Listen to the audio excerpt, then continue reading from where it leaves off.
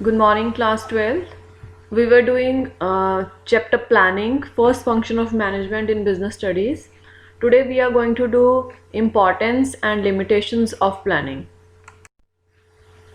First of all, we will do importance of planning function.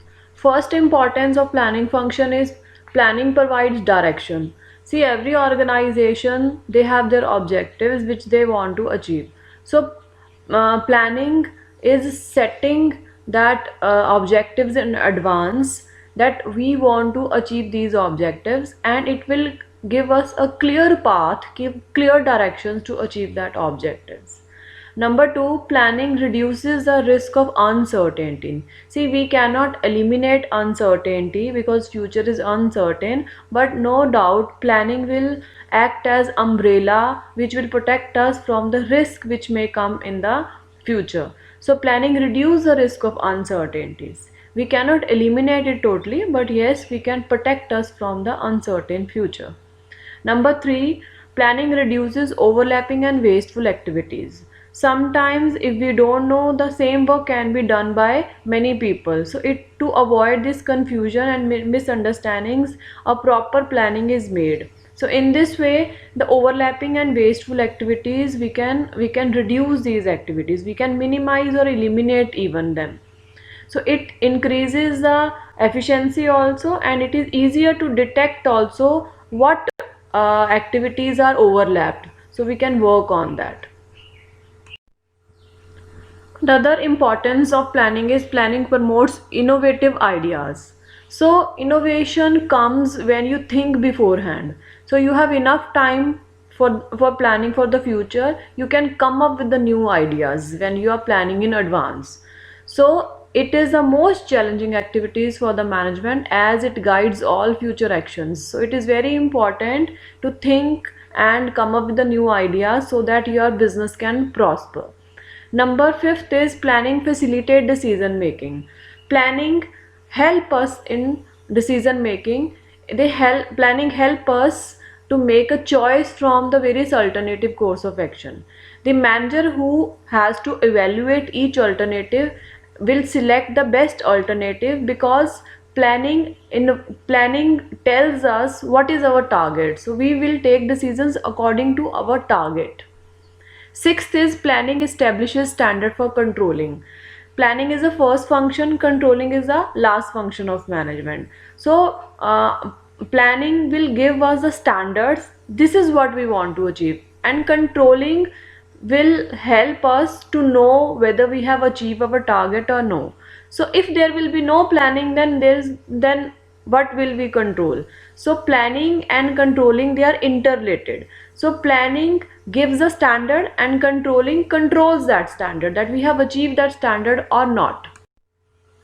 Now we will do limitations of planning function. First limitation is planning leads to rigidity. Rigidity means we have a set framework, we have to follow that only. We cannot do what we want to do. So planning, a top level management, they will plan something, and they all other managers, they have to follow that. So this is a kind of rigidity in plans that will create difficulty for the lower level and middle level managers, and manager needs to be more, give some flexibility to be able to cope up with the changing circumstances. So planning leads to rigidity. It will give us a set framework, we have to work accordingly only, we cannot come with our ideas. Number two, planning may not work in dynamic environment. As we have done in chapter 3, that environment is dynamic, it is changing and it will change. And we have our, if we have planned something and environment has changed, now you can see that there is a lot of change in the environment nowadays also. Whatever I have planned for your curriculum, it may not work accordingly. So the situation, which whatever is going on, is the change in the environment, whatever dimension it is. So planning may not work according to that environment. Okay. Number 3 is planning reduces creativity. So if I will get something planned, I will not use my brain, so it will reduce my creativity. So I got that set standards, I have to go on this track, So I will not come up with my ideas. So planning reduces my creativity because I have got the pre-planned things. I have to work accordingly only. So I will not take initiative to think something out of the box.